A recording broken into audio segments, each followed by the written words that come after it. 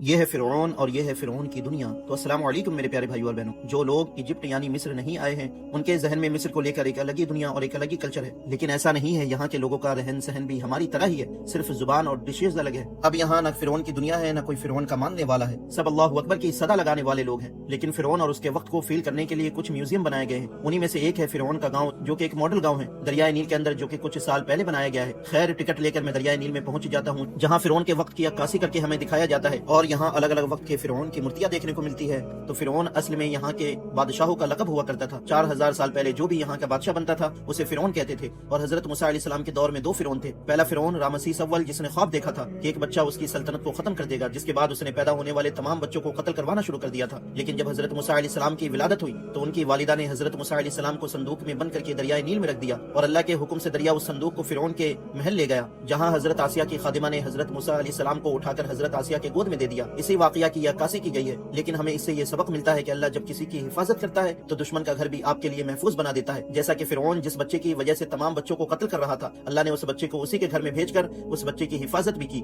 اور حضرت موسیٰ علیہ السلام کی پرورش بھی فرعون سے کروائی۔ تو یہ ہے اللہ کی شان۔ تو کہیں بھی مصیبت میں پھنس جانا تو اسے یاد کر لینا۔ پھر یہ تمام چیزیں دکھائی جاتی ہے کہ فرعون کے وقت میں کس طرح آگ جلائی جاتی تھی، کس طرح مچھلی پکڑی جاتی تھی، یعنی فرعون کے وقت میں کس طرح زندگی گزاری جاتی تھی، ان تمام چیزوں کی یہاں عکاسی کی جا رہی تھی۔ پھر فرعون کے ممی کا یہ ڈمی دیکھنے کو ملتا ہے، جو اوریجنل ممی کسی اور میوزیم میں، جسے میں انشاءاللہ دوسرے دن دیکھنے جاؤں گا، جو رامسیس دوم کی ممی ہے، جو رامسیس اول کی موت سے عبرت حاصل نہ کر سکا تو اللہ نے اس فرعون کو دریا میں غرق کر کے آج دنیا والوں کے لیے عبرت کا نشان بنا دیا۔ کیونکہ حضرت موسیٰ علیہ السلام کی تبلیغ کرنے پر ایمان لانے کے بجائے ان کی دعوت توحید کو جھٹلانے لگا، کیونکہ اس کے پاس مال و دولت تھی، اتنی بڑی سلطنت تھی جو کہ آج بس لوگوں کے لیے تماشا اور عبرت کا سامان بن گیا ہے۔ تو جب بھی مال و دولت یا کسی چیز کو لے کر تکبر پیدا ہو تو فرعون کو یاد کر لینا، جس کے پاس وہ سب کچھ تھا جو تمہارے پاس یا میرے پاس ہو بھی نہیں سکتا۔ تو جب یہ مٹا دیا گیا تو تم اور ہم کیا چیز ہیں۔